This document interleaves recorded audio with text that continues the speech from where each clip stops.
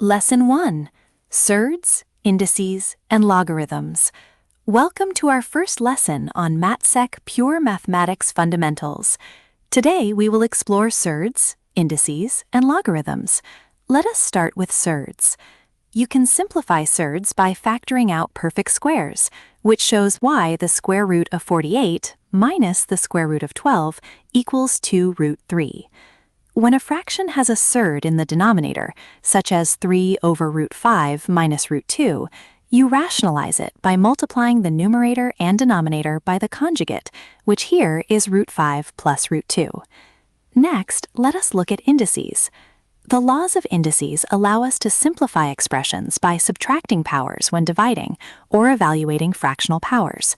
For example, 27 to the power of 2/3 means taking the cube root to get 3, then squaring it to get 9.